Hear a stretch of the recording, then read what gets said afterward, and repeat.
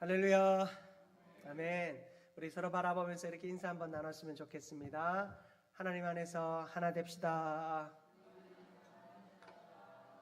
아멘. 하나됨은 하나님께서 우리를 향한 명령이요, 또 우리가 이루어 가야 할 의무입니다. 그리스도인은 예수 그리스도 안에서 하나 되어야 합니다. 우리가 다른 마음, 다른 생각 가지고 있다면 우리는 각자 자기 마음대로 행동함으로 하나의 교회를 세울 수 없고 하나의 뜻을 이룰 수 없을 것입니다. 우리 모두가 하나님 안에서 하나 될 수 있기를 축복합니다. 여러분 잘 아시는 삼국지 연의, 삼국지의 이야기를 이제 보면 거기에 재미있는 에피소드가 하나 등장합니다. 관우와 장비가 투닥거리면서 잘 싸웠습니다. 서로 잘났다고 이렇게 싸우다 보니 물론 이 장비가 더 잘났다고 좀 이렇게 객기를 부리죠. 그렇게 호기를 부리며 싸우고 있을 때 유비가 보다 못해서 각자에게 화살을 하나씩 가지고 오라고 합니다. 그리고 그 화살을 주고 한번 부러뜨려 보라고 하니 그까짓 거 하면서 아주 호기롭게 화살을 부러뜨립니다. 그런데 유비가 화살 3개씩을 들고 부러뜨리라고 할 때 아무도 그 화살을 제대로 부러뜨리기가 힘들었습니다. 그래서 유비가 이야기하죠. 우리도 이렇게 하나 되어 힘을 합치면 어떤 어려움도 이겨낼 수 있다. 한 사람이 잘났다고 그렇게 행동하다 보면 우리는 어느 곳에서 꺾일지 모른다. 그러나 우리가 힘을 합칠 때 우리가 이 대의를 이루어낼 수 있다라는 이야기를 하는 장면을 보게 됩니다. 우리의 삶의 자리, 또 신앙의 자리 역시 마찬가지죠. 우리 그리스도인 한 사람 한 사람은 참 약한 존재들입니다. 우리는 너무나도 약한 존재이기 때문에 기도할 수밖에 없는 거예요. 심지어 그 겟세마네 동산에서 간절히 기도하시던 예수님의 모습마저도 그렇지요. 예수님이 그 극적인 상황 가운데 있을 때, 아주 절박한 상황 가운데 있을 때 예수님께서는 어떻게 하십니까? 제자들에게 함께 기도하기를 청합니다. 나를 위하여 깨어 있어 달라라고 요청하고 있는 것입니다. 제자들이 잠이 들었습니다. 예수님께서 그 땀방울이 핏방울이 되어질 정도로 간절히 하나님 앞에 엎드리며 기도할 때 제자들은 잠에 빠져 있었습니다. 예수님께서 말씀하시죠. 한시라도 나를 위하여 깨어 있을 수 없더냐 묻습니다. 여러분, 그만큼 우리 인간은 약한 존재입니다.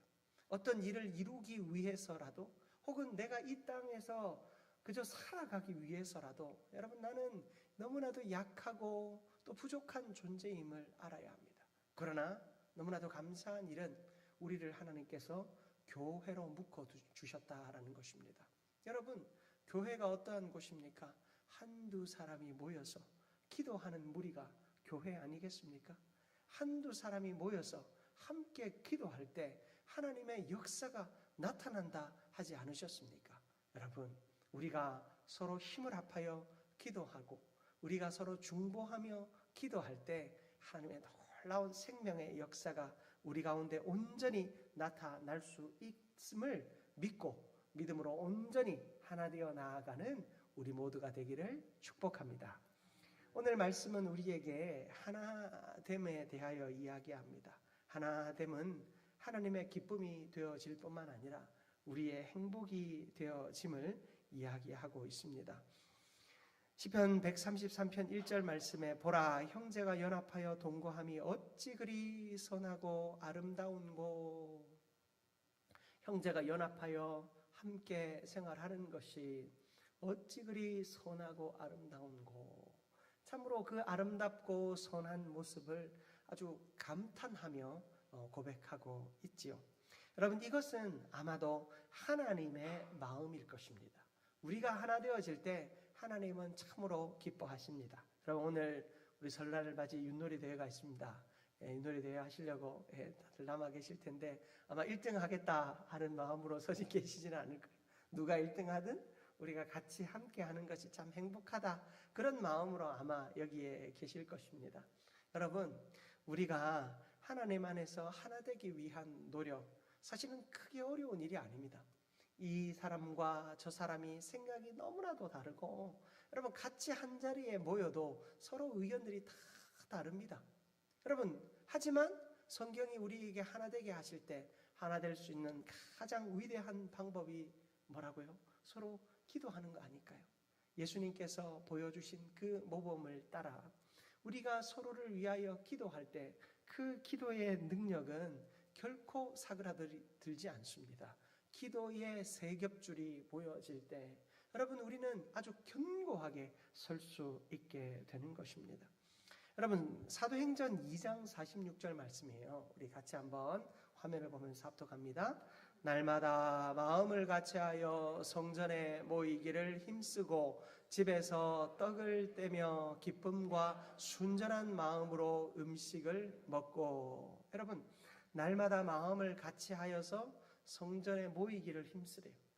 성도가 각자 흩어져 있고 떨어져 있으면 힘을 낼 수가 없어요. 그러나 성전에 모여서 함께 기도하면 하나님의 역사가 일어납니다. 그런데 그곳에서 기도만 하라고 하시지 않으셨어요.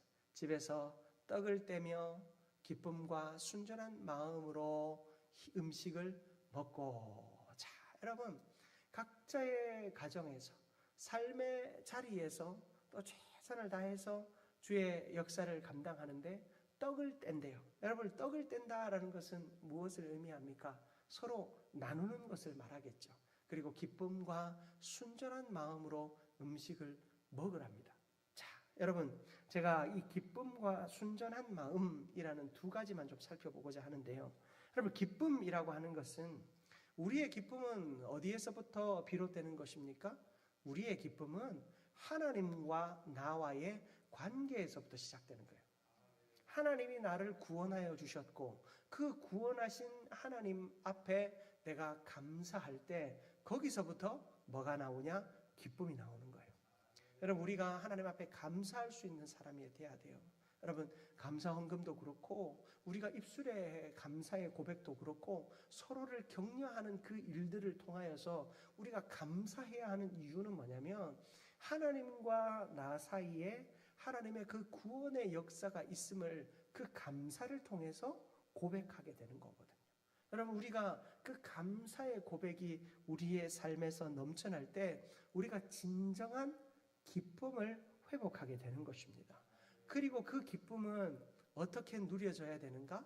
공동체 안에서 누려져야 한다라는 것입니다. 성도가 서로 떡을 떼며 먹고 마시며 그 기쁨이 공동체 안에서 누려지는데, 그 기쁨은 하나님과 나 사이에 주어진 기쁨, 나를 구원하신 그 기쁨이 성도들과의 나눔의 삶을 통하여 나타나는 것이죠. 여러분들이 윷놀이를 하면서도 우리에게 준 기쁨이 어디에서부터 왔음을 기억할 줄 알아야 돼요. 그렇지 않으면 내가 이기면 기쁘고 지면 열받습니다. 예, 윷을 던지는데 누가 이렇게 낙을 내면 그거밖에 할 줄 없냐고, 예, 말을 옮기는데 실수하면 왜 그러냐고, 예, 우리가 재미로 그렇게 이야기하고 같이 웃을 수는 있지만, 여러분, 이런 감정이 격해지면 결국엔 싸움이 일어나잖아요. 여러분, 화투 얘기를 자꾸 해서 죄송합니다. 저희 집안에는 화투 얘기는 없었지만 동네에서도 이렇게 보면 결국에 화투 치고 즐겁게 시작했다가 결국에는 서로를 물어뜯고 싸우는 일로 이제 돌아가는 이유가 뭐냐면 그 즐거움과 기쁨의 도를 넘기 때문이죠. 우리가 하나님과 우리 사이에 주신 기쁨과 즐거움의 도 안에 있으면, 여러분, 우리는 이겨도 기쁘고 저도 기쁜 겁니다. 누가 더 먹어도 기쁘고 누가 덜 먹어도 기쁜 것입니다. 우리의 기쁨이 하나님과 나와의 관계 속에서 올 때, 여러분, 그 구원하신 예수님의 능력 안에서 올 때 우리는 그 인간적인 크고 작음과 많고 적음에 대한 문제를 이길 수 있는 줄 믿습니다. 하나님 안에서 그렇게 하나 되는 우리 모두가 되기를 축복합니다. 두 번째로, 여러분, 순전한 마음이라고 되어 있어요.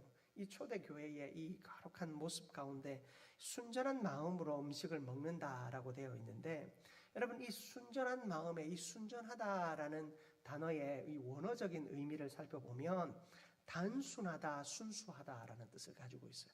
여러분, 내가 누군가가 나누어 준 것을 먹는데 단순한 마음으로 먹는 것이 참 힘들어요. 무슨 얘기냐면 누군가가 나에게 선의를 베풀면 그 베푼 것을 기쁨으로 누리면 되는데 우리의 마음은 어때요? 그걸 어떻게 갚지? 그런 마음부터 시작합니다. 그런 마음은 선한 마음이에요. 그런데 저 사람이 나에게 요구하는 게 있지 않을까? 이것을 주고 나에게 뭔가 바라는 게 있지 않을까? 여러분, 그런 마음을 우리가 갖기 시작하면 우리는 순전한 마음으로 그것을 먹을 수가 없다라는 거예요.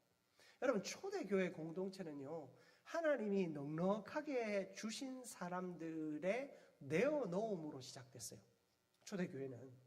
여러분, 초대교회를 우리가 착각하면 안 되는 것이 공산주의 체제가 아니에요. 있는 사람의 것을 싹 다 뺏어가지고 없는 사람과 있는 사람에게 공평하게 나눠주는 거. 여러분, 이게 공산주의잖아요. 공산주의. 그런데 초대교회의 이 질서는요, 넉넉하게 주신 것을 기쁨으로 내어놨어요. 그 일부를 내어놨어요. 여러분 잘 아시는 바나바, 위로의 아들이라는 별명을 가진 이 바나바라고 하는 사람도 하나님께서 그에게 많은 복을 주셨어요. 그래서 주신 것을 가지고 그 일부를 내어주면서 사람들에게 다 나누어 줬어요. 나눔으로써 그들에게 위로를 주었거든요. 없는 자에게는 기쁨으로 나누어 주고 또 나눔을 받는 자는 그것을 어떤 조건이나 대가로 여기지 않았어요. 그저 하나님께서 주신 은혜로 여겼다라는 거예요. 물론 그렇게 나누어 받는 것을 늘 당연하다고 여기는 것은 잘못된 것이죠.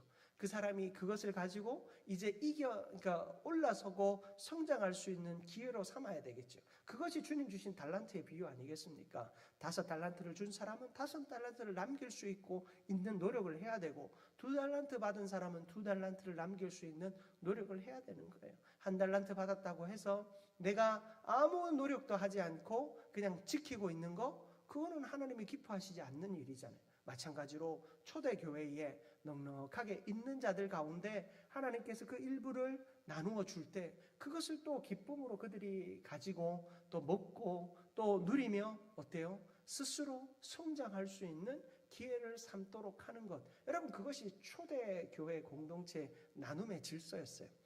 오늘 이 순전한 마음으로 먹는다라고 할 때 이것마저도 같은 의미인 것입니다. 여러분, 우리가 함께 나눌 때 또 나눌 때도 대가 없이, 나눌 때도 이유 없이, 조건 없이 나누어 줘야 합니다. 누군가가 갚아주겠지, 혹은 이걸 누군가에게 갚아야 된다. 여러분, 그런 복잡한 마음을 갖지 말라라는 이야기입니다. 순전한 마음이 뭐라고요? 단순하고 순수한 마음이랬어요.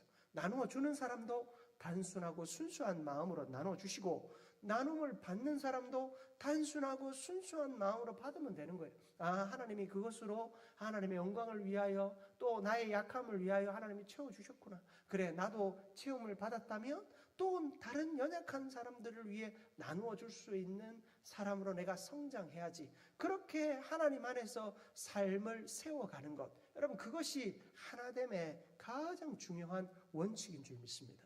여러분, 우리 안에 조건 없이 나누고 또한 조건 없이 받을 수 있는 건강함이 우리에게 있기를 주님의 이름으로 축복합니다. 여러분, 하나됨은 하나님의 기쁨입니다.